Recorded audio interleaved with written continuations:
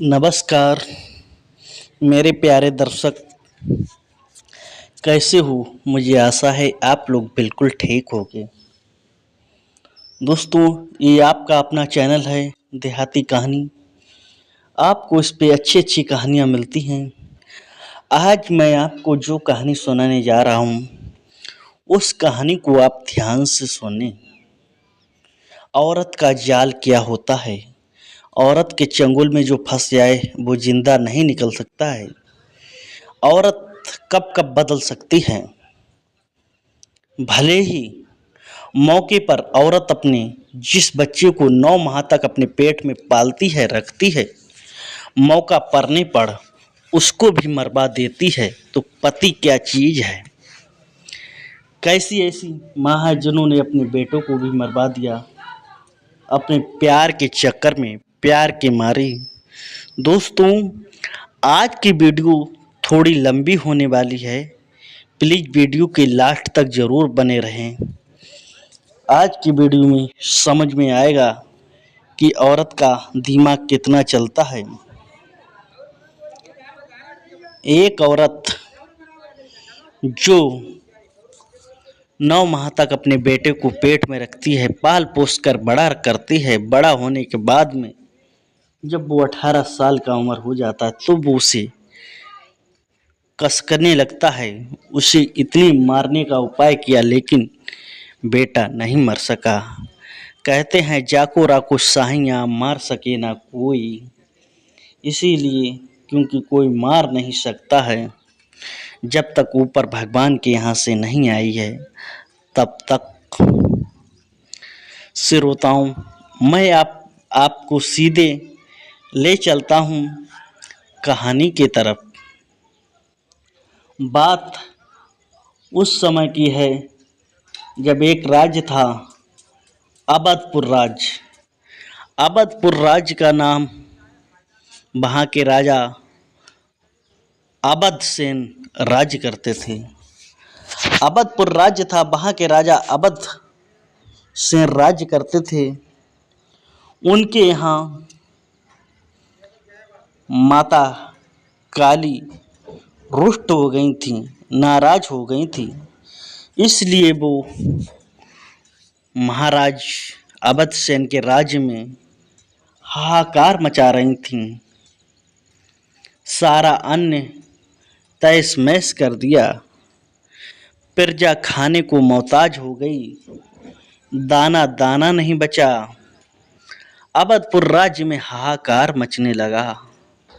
राजा करे तो क्या करे। अब राजा ने कुछ विद्वान, कुछ मुनीवर बुलाए, उनसे कहा देखो क्या बात है। दोस्तों, जब उन लोगों ने गणित लगाया, कहा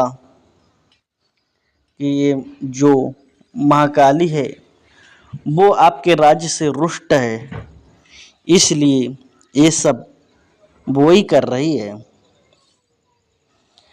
तभी राजा ने कहा इसका क्या निवारण होगा। तो वो ज्ञानवर्धक पुरोहित लोग बोले कि इसका निवारण है, आपका अकेला लड़का है, उसकी बलि चाहती है। दोस्तों, राजा का अकेला लड़का था, उसकी बलि चाह रही थी माँ काली। राजा ने ऐलान कर दिया मैं अपने अकेले लड़के की बलि दूंगा। दोस्तों, ये बात वो राजकुमार ने सुनी। कहा पिताजी मेरी बलि दे देंगे। दोस्तों, कहते हैं मौत के आगे कौन नहीं डरता है। मौत से तो सभी डरते हैं। अब वो बेचारा राजकुमार उदास चेहरा करे हुए रोता हुआ महलों की तरफ चला आता है। महलों की तरफ आता है, अपनी माँ से कहता है माँ, पिता ने कहा आपकी भेंट काली को देनी होगी, मुझे बहुत डर लग रहा है। माँ ने कहा बेटा चिंता मत करो, मैं तुम्हें बचाऊंगी। कहा माँ तुम कैसे बचाओगी, पिताजी का हुक्म कोई टाल नहीं सकता। उन्होंने सारी प्रजा के सामने कह दिया कि मैं अपने बेटे की भेंट दूंगा, बलि दूंगा। माता कह रही है, बेटा चिंता मत करो, आज रात्रि में ही मैं यहाँ से भाग चलूंगी। दोस्तों, रात्रि में माँ बेटे जैसे ही रात के 12 बजे तुरंत एक अच्छा सा घोड़ा लिया राजकुमार ने। घोड़े पे जिंद डाली बैठने की, कुछ असरपियाँ लीं। धनुष विद्या में तो बहुत ही निपुण था, तलवार में भी निपुण था। क्या कहने थे उस राजकुमार के, बहुत ही पराक्रमी था। उसने अपनी माँ को बैठाला, घोड़े पे सवार हुआ, चल देता है। चलते चलते चलते चलते चलते चलते चलते चलते एक महान जंगल में पहुंच जाता है। जंगल में वो भटक जाता है। उसकी माँ कहती है, बेटा यहाँ तक भी आपके पिताजी सेना भेजकर मुझे मरवा सकते हैं, अपने को पकड़वा सकते हैं, कुछ दूर और चलो। उसके बाद में कुछ दूर और चले। जब अवधपुर राज्य की सीमा निकल गई, तब वो जंगल में भटक गए। कहा, बेटा अब यहाँ से निकलना मुश्किल है, क्या करूँ। कहा, मैं यहीं पर बैठूंगी, मैं तो क्षत्रिय हूँ, मैं जानवरों से नहीं डरती हूँ। ऐसा करो, सामने एक वो किला दिख रहा है, उस किले पर जाओ, देखो वहाँ कोई रुकने की व्यवस्था हो। बेटा अपनी माँ को वहीं पर छोड़ता है और सीधा जाता है उस किले की तरफ। उस किले में देखता है कोई नहीं रह रहा है। वहाँ पर सिर कटे हुए मुंडे पड़े हैं। वो देखकर उसको बहुत हंस रहे हैं। राजकुमार को देखकर हंस भी रहे हैं, रो भी रहे हैं और कह रहे हैं, हे राजकुमार, तुम यहाँ क्या लेने आए हो। तब राजकुमार ने कहा, मैं यहाँ रुकने के लिए आया हूँ। कहा, तुम यहाँ मत रुको, देख रहे मेरी दशा, यहाँ एक राक्षस रहता है। राक्षस मनुष्य का भोजन करता है। उसने मेरा नीचे का धड़ खा लिया। ये मेरी आत्माएं भटकती रहती हैं बादल में, अंतरिक्ष में, एक खाली खोपड़ी रह रही हैं, इसीलिए मैं रो रहा हूँ। श्रोताओं, अब क्या होता है ध्यान से सुनिए।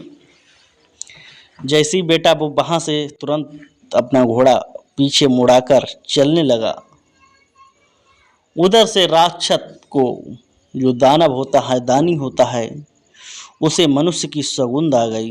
बोला, आज मेरा भोजन खुद चल के आया है। जब कहा आज मेरा भोजन खुद चलकर आया है, उसने राजकुमार को आगे से घेर लिया। जब आगे से घेर लिया, राजकुमार बोला, राक्षस, तूने ये नगर तहस महस कर दिया, सारे लोग भाग गए, मैं तुझे जिंदा नहीं छोड़ूंगा। राक्षस कह रहा, तू अपने मन की मुराद को पूरी कर ले, जितनी तो में ताकत हो लगा ले। भाई साहब, दोनों में युद्ध होने लगा। जैसे ही जहर के बुझे हुए उस पे बाढ़ थे राजकुमार पर, राजकुमार ने बाड़ों से उसका श्रृंगार किया, इतना श्रृंगार किया, इतने बाढ़ मारे कि वो मर नहीं सकता, मूर्छित होकर एक गड्ढे में जा गिरा। गड्ढे में जा गिरा और माँ के पास चल दिया। माँ के पास आया राजकुमार। राजकुमार ने सारी बात बताई। कहा, माँ, एक यहाँ राक्षस रहता था, उसने सारे लोगों को मार दिया, इसलिए मैं उसको मारे आया हूँ, चलो इस किले पर रहेंगे। दोस्तों, माता और वो बेटा किले पर पहुंचा। फिर से उस नगर को आबाद कर दिया, क्योंकि जिस राक्षस ने लोगों को खाया था, कुछ लोग वहां डर से भाग गए थे। तो उनकी सारी पूंजी कमाई तो यहीं रह गई थी, केवल वो मनुष्य को ही तो खाता था। फिर से नगर बसने लगा, फिर से नगर संचालित होने लगा। श्रोताओं, राजकुमार वो राजा बन गया, वहां का राजा राज्य चलाने लगा। अब सुनिए ध्यान से, बात यह है श्रोताओं, जब वो राज्य चलाने लगा तो उधर क्या होता है, एक दिन रानी उस गड्ढे की तरफ जाती हैं तो देखती हैं वो राक्षस पड़ा हुआ है, बिल्कुल हड्डी में तब्दील हो चुका था। तब रानी ने कहा, रानी को नहीं पता था ये वो राक्षस है, क्योंकि उसका शरीर बदल चुका था, बहुत पतला हो चुका था, काफी समय हो गया था। उसने कहा, मैं इस गांव का देव हूँ, मुझे खाई में गड्ढे में गिरा दिया था, मैं राक्षस के डर से इस गड्ढे में छिपा हुआ हूँ, ना कुछ खा सकता हूँ, ऐसा करो मुझे निकालो। तो रानी ने कहा, तुम कैसे निकलोगे? तब वो राक्षस कह रहा, मुझ में तो ताकत नहीं है, आप देसी घी से चुपड़ी हुई रोटी मुझे प्रतिदिन 25 रोटी खिलाया करो। दोस्तों, रानी उसे 25 रोटी प्रतिदिन खिलाती थी। धीरे धीरे उस राक्षस में ताकत आने लगी। ताकत आते आते ही दोस्तों वो ऊपर आ गया राक्षस। अब वो दैत्य था। अब जो रानी थी, राजकुमार की माँ, वो बहुत ही खूबसूरत थी दोस्तों। दैत्य भी बाहर निकला, उसने भी अपना रूप चेंज करके एक बहुत ही सुंदर युवक का रूप बनाकर और दोस्तों महलों में चला गया। तभी रानी ने कहा, कौन हो तुम? तो उसने कहा, मैं यहीं रहता हूँ, मैं यहीं का निवासी था, मुझे राक्षस ने भगा दिया था। दोस्तों, जब ये बात रानी ने सुनी, रानी कहा, ठीक है, कोई बात नहीं।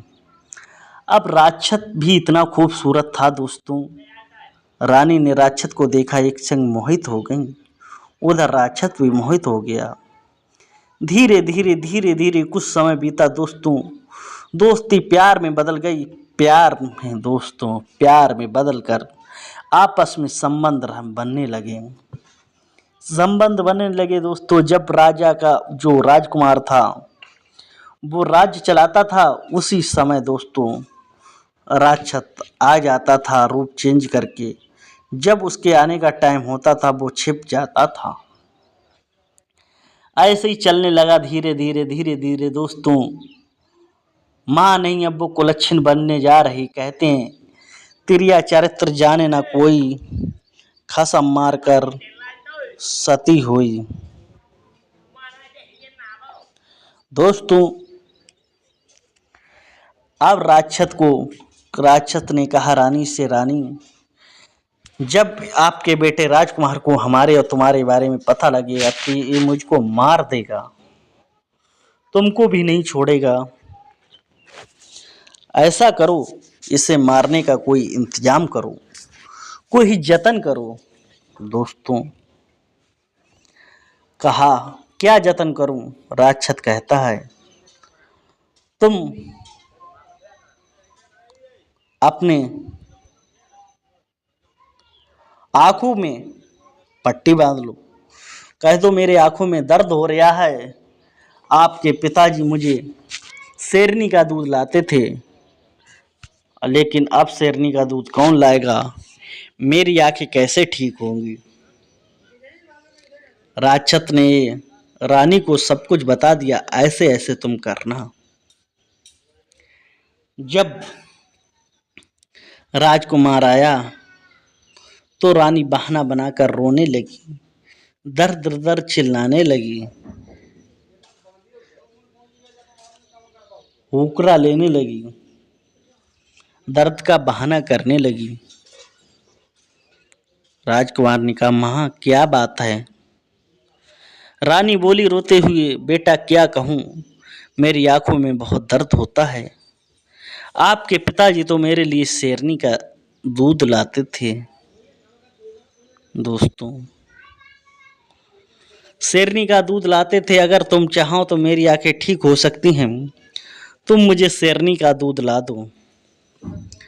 तभी वो बोला, माँ कोई बात नहीं, मैं शेरनी का दूध लाऊंगा और आपकी आंखों को ठीक करूंगा। अब वो दोस्तों अपने राज्य दरबार में आता है, अपने मंत्री और सेनापति और सभी लोगों से कहता है, तुम राज्य का सुचारू रूप से संचालन करो, मैं अपनी माँ के लिए शेरनी का दूध लेने के लिए जा रहा हूँ। राजकुमार अपने घोड़े पर बैठकर चल देता है। दोस्तों, चलते चलते चलते चलते दोस्तों क्या होता है, एक तरफ कुछ लोग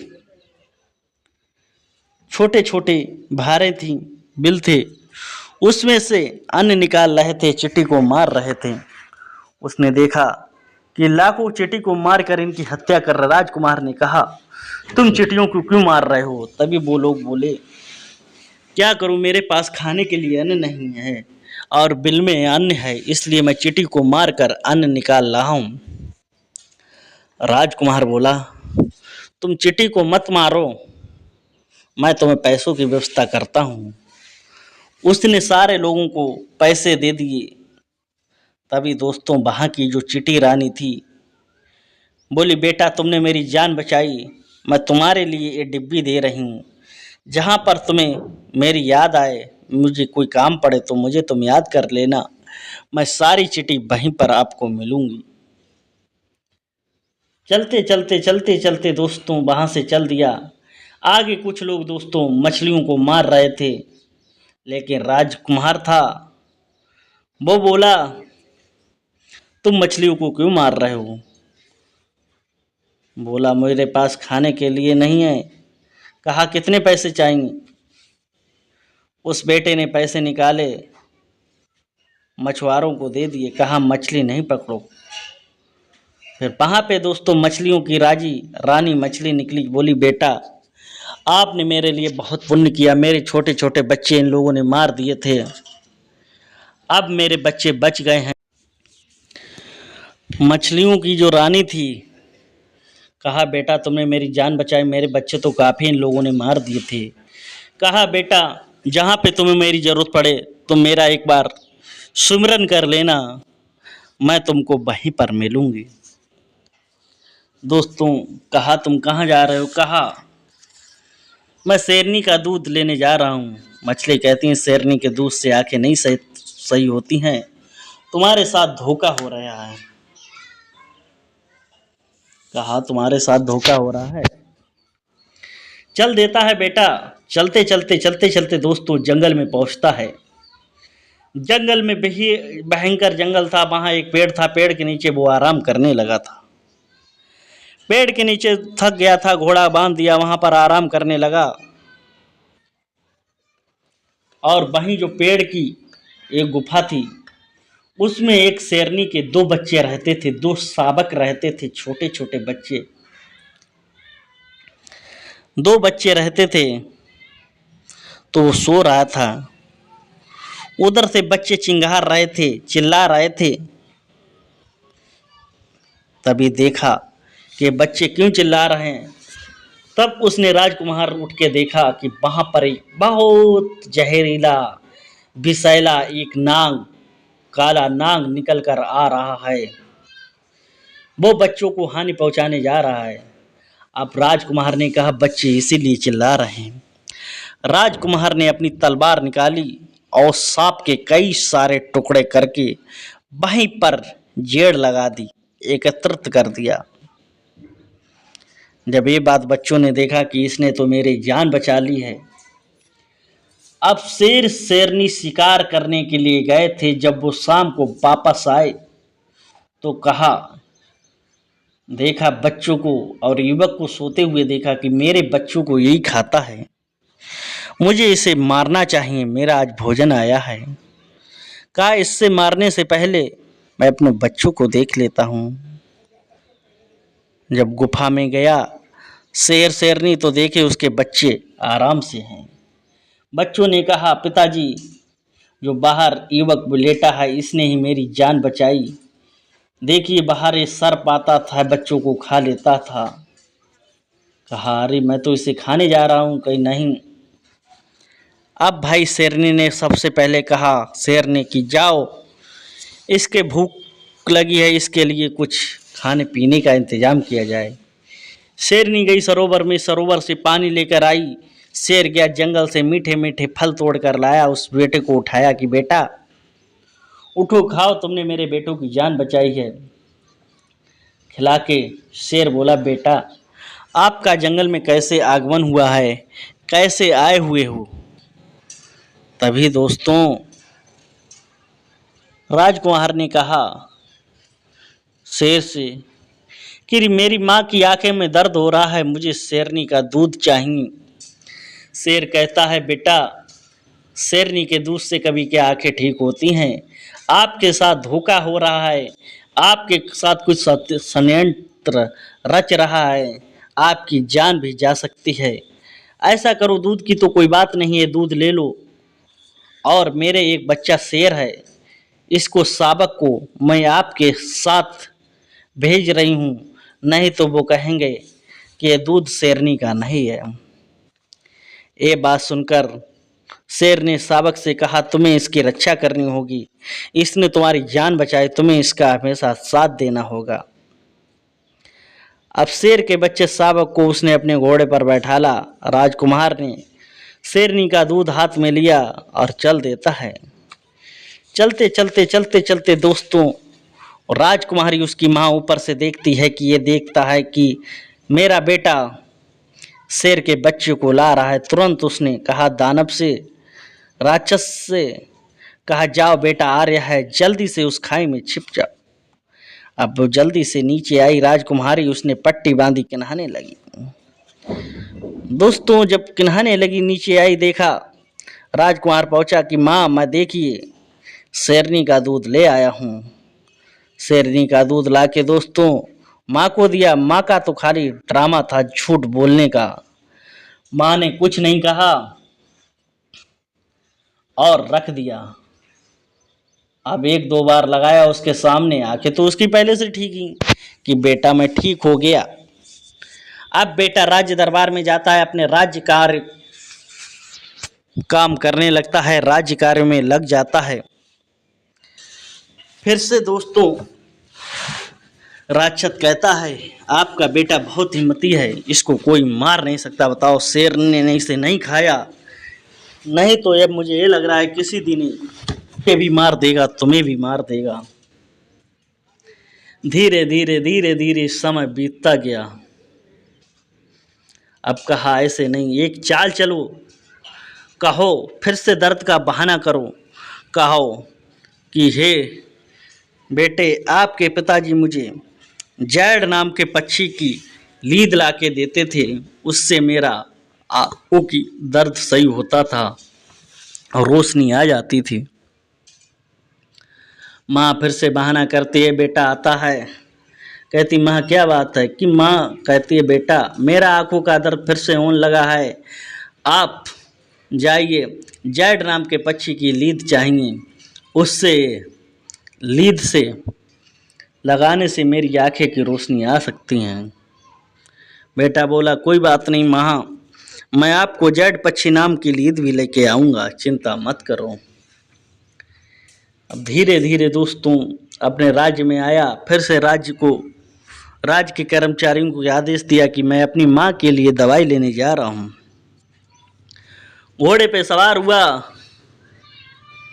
और अपने शेर के बच्चों को लिया। धीरे धीरे शेर भी बड़ा हो गया था दोस्तों, शेर भी घोड़े के साथ में दौड़ने में सक्षम हो गया था, चल रहा था और पहुंचा जहां पर जैड नाम का पक्षी था। दोस्तों वो झाड़ियों में घुसला रहता है, जो क्योंकि समुद्र के तटीय तल पर जो बड़े पक्षी होते हैं वो झाड़ियों में घुसला रखते हैं।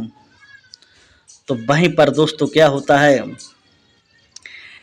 उसे नींद आ गई। चलते चलते वहीं पर वो सो गया आराम से।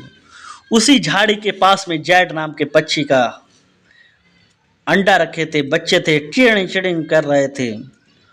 उधर दोस्तों क्या होता है कि उधर से एक शेर आ रहा है, बहुत विकराल रूप वाला शेर।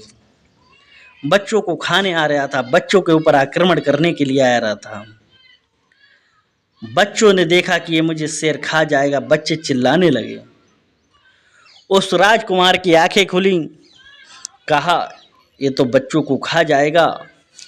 शेर को देखा और राजकुमार ने तलवार निकाली। अपनी तलवार से उस शेर के हजारों टुकड़े कर दिए और वहीं पर ढेर कर दिया। उधर दोस्तों वो सो गया। तभी जयराम का पक्षी था, बहुत विशाल पक्षी होता है वो दोस्तों, हाथी को भी चोंच में दबाकर वो उड़ सकता है, इतना विकराल रूप वाला पक्षी था।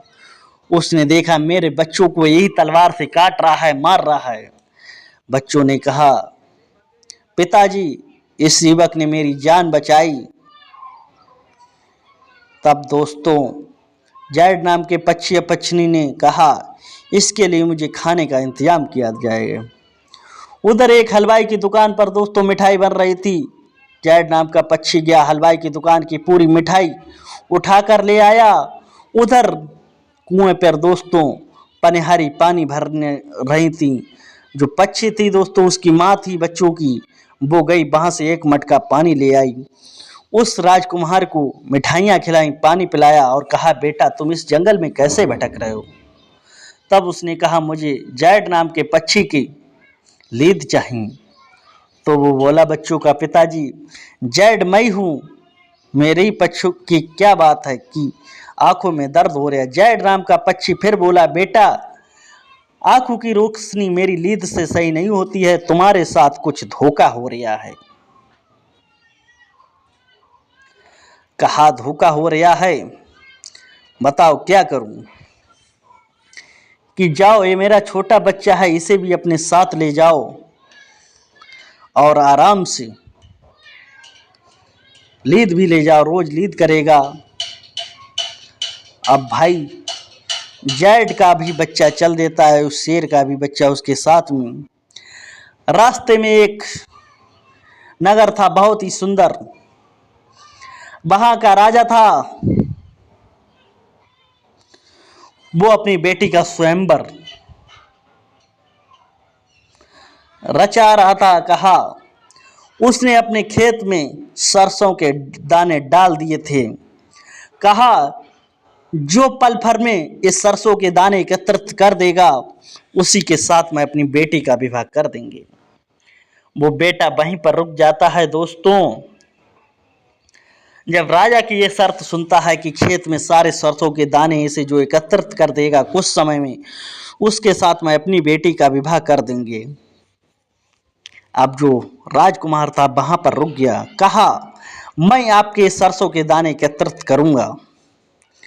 अब भाई राजकुमार ने चिट्टियों की रानी चिट्टियों को इधर डिब्बी निकाल कर चिट्टियों को याद किया। सारी चिट्टी की रानी आई, बोली बेटा क्या बात है, क्या हुक्म है, क्या मुझे याद किया। बेटा बोला इस जितनी सारी सरसों के दाने वो तुम्हें एक जगह पर एकत्रित करना है। चिट्टी बोली बेटा कोई बात नहीं, मैं आपकी आज्ञा का पालन जरूर करूंगी। चिट्टी का रानी ने कड़ोड़ों चिट्टी बुला के, एकता थी चिट्टी में एकता होती है, आदमियों में नहीं एकता होती, जानवरों में बहुत एकता होती है। चिट्टी कभी आपको अकेली नहीं मिलेगी, बहुत सारी चिट्टी मिलेंगी। फिर चिट्टियों ने दोस्तों सरसों के दानों को कुछ ही समय में एकत्रित करके इकट्ठा कर दिया। राजा चकित हो गया। राजा ने अपनी बेटी की शादी उस राजकुमार के साथ कर दी। कहा बेटा अब आप यहीं रुको। वहां पर राजा का बेटा राजकुमार 4 से 5 दिन तक रुका। कहा अपनी पत्नी को ले जाओ। उसने कहा मैं अभी अपने काम से जा रहा हूं, माँ के लिए जैड नाम का पक्षी को ले जा रहा हूं, उसके बाद में मैं अपनी पत्नी को ले जाऊंगा। वहां से वो चल देता है। चलते चलते अपने राज्य में आता है दोस्तों। महल पर खड़ी हुई इसकी माँ देखती है कि अरे ये तो कोई विशाल पक्षी लेकर आ रहा है। तुरंत वो नीचे आई और दानव से कहती है जल्दी से छिप जाओ, मेरा बेटा आ रहा है। जब दोस्तों नीचे बेटा आया, तुरंत उसने बीमारी का ढोंग बनाकर बेटे ने कहा, माँ उठो, मैं जैड पक्षी नाम की लीद ले आया हूं, ये रोज लेप करना, ये रोज लीद करेगा। दोस्तों लीद का तो बहाना था, उसकी आंखें ठीक हो गईं। आंखें ठीक होने के बाद में समय बीतता गया, समय का पहिया चलता गया है, समय कभी बल रोक नहीं सका कोई समय को। राजकुमार फिर से दोस्तों अपना राज्य सुचारू करने लगा। अब क्या होता है दोस्तों, ध्यान से सुनने की बात यह है, दानव को फिर राजकुमार खटखटाने लगा कि बताओ, इसे शेरनी ने भी नहीं खाया, जैड नाम के पक्षी ने भी नहीं खाया, अब तो इसे कोई मार ही नहीं सकता है। ऐसा करो, इसके लिए एक उपाय और करो। रानी कहती है, बताओ क्या उपाय? कि इसे भेजो कि जो नागदीप पर्वत है, नागदीप पर्वत पर एक सुरंग है, उसमें अमृत जल है, अगर उस अमृत जल को ये ला कर दे तो समझो कहना मेरी आंखें ठीक हो सकती हैं। जब ये बात सुनी, फिर से आंखों का बहाना बनाया, बेटा आया, माँ क्या बात है कि बेटा आंखों में दर्द हो रहा है, क्योंकि राजकुमार इसलिए अपनी माँ का आज्ञा का पालन कर रहा था, क्योंकि राजकुमार की जान उसकी माँ ने बचाई थी, क्योंकि उसकी बलि दी जा रही थी, इसलिए उसे अपनी माँ का कहना मानना था। बेटे ने कहा, माँ मैं जरूर जाऊंगा, चिंता मत करो। दोस्तों चलते चलते दोस्तों शेर भी चलता है घोड़े के साथ में। ऊपर जो जैड नाम का पक्षी था वो भी बड़ा हो चुका था, वो ऊपर छाया करता हुआ चल रहा है। चलते चलते चलते चलते दोस्तों रास्ते में एक पंपापुर नाम की एक नगरी पड़ी, जहाँ के राजा पंपसेन राज्य किया करते थे। पंपापुर नाम के पंपसेन राजा राज्य किया करते थे। उनकी एक बेटी थी, उसका स्वयंवर रचा था। उनकी शर्त थी कि मैं अंगूठी ये अपनी इस समुद्र में फेंक रहा हूँ, जो इस मेरी अंगूठी को ढूंढ के ला कर देगा, तुरंत उसी के साथ मैं शादी अपनी बेटी की करेंगी। जब ये शर्त राजा के बेटे राजकुमार ने सुनी, उसके साथ शेर भी था, जैड नाम का पक्षी भी था, उसका घोड़ा था। उसने कहा, महाराज मैं आपकी शर्त को पूरा करूंगा। कहा, कैसे पूरा करो? कहा, मैं पूरा करूंगा, मैं आपकी अंगूठी ला के दूंगा, कहीं भी फेंक दो। जब उस राजा ने अपनी अंगूठी समुद्र में फेंकी, अब वो राजकुमार था, उसने अपनी मछलियों की रानी मछली को याद किया, मछलियों से कहा, इस समुद्र में एक अंगूठी फेंकी है रानी की, उस अंगूठी को मुझे निकाल के दो। दोस्तों मछली गई, मछली को उस अंगूठी को ढूंढते देर नहीं लगी, मछली तुरंत उस अंगूठी को निकाल कर लाई और उस अंगूठी को दे दिया। अब दोस्तों पंपा नगर के राजा पंपसेन की बेटी का स्वयंवर उस राजकुमार से हो गया। राजकुमार बहुत ही सुशील था, नवयुवक था, और उसकी पंपसेन की बेटी भी बहुत सुंदर थी। कहा, बेटा तुम कहाँ जा रहे हो? तभी उसने कहा, मैं इस समय अमृत लेने जा रहा हूँ, जो नागदीप पर्वत पर जल है कुंड में। कहा, बेटा बहुत खतरा है वहाँ, क्योंकि वहाँ सर्प रहते हैं, सर्प काट लेंगे, आप जिंदा नहीं बचोगे। उसने कहा, कोई बात नहीं, क्योंकि वहाँ से 100 योजन की दूरी थी नागदीप पर्वत की, लेकिन जैड नाम के पक्षी को 100 योजन की दूरी कोई दूर नहीं थी, कुछ ही समय में वो पूरी कर सकता था। अब बेटे ने अपना घोड़ा वहीं पर छोड़ा और वहां से उस जैड नाम के पक्षी पर ऊपर बैठा। कहा, बेटा तुम ये लोटा लो, डोर लो, और उसमें कुंड में डालना, जल भर लेना और तलवार तैयार रखना। दोस्तों धीरे धीरे वहां पर पहुंच जाता है अमृत कुंड में, लोटा लटकाता है, जैसे ही खींचता है वहां पर सांप आक्रमण करने लगते हैं, बहुत जहरी विषैले सर्प। अब उसके एक हाथ में तलवार थी, तलवार से वो महान युद्ध कर रहा है। दोस्तों युद्ध कर रहा है, युद्ध सर्पों से कर रहा है, सर्पों को मार रहा है। धीरे धीरे जैड नाम का पक्षी भी उड़ रहा है, उसकी भी रफ्तार बहुत तेज थी। कुछ ही समय नागद्वीप की सीमा छोड़ निकल गई। अब वहां पर नागों ने छोड़ दिया। छोड़कर दोस्तों वो राजकुमार था, वो अपनी बहन ससुराल में आ गया। ससुराल में आकर वहीं पर रहने लगा। कहा उसकी पत्नी ने, कहा स्वामी तुम जो अमृत लाए हो वो कहाँ रखा है। जो अमृत था वो उसने अपने डिब्बे में रख दिया और उसकी रानी ने उस डिब्बे में पानी भर दिया और कहा जाओ। अब वो पानी भर कर अपने राजकुमार, शेर के बच्चे और जैड को लेकर चल देता है और अपने घर पर पहुंचता है। देखता है उसकी माँ ऊपर खड़ी होकर देखती है कि ये तो आ गया, जिंदा नहीं मरा, क्योंकि उसकी माँ अपने बेटे को ही मारना चाहती थी, लेकिन बेटा मर नहीं रहा था। कैसी वो अभागिन माँ है। जब वो मर नहीं रहा था, दाने से कहा कि दाने देख वो आ गया है, अब तुझे जिंदा नहीं छोड़ेगा, मार देगा, जल्दी से चल। जब ये बात सुनी तुरंत दोस्तों उसने वो पानी दिया, पानी लगाया, कहा लो मैं अमृत ले आया हूँ। आंखें तो उसकी पहले से ही ठीक थी, उसे क्या पता था कि अमृत क्या होता है, पानी क्या होता है उसकी माँ को। उधर तो अमृत उसकी पत्नी ने रख लिया था।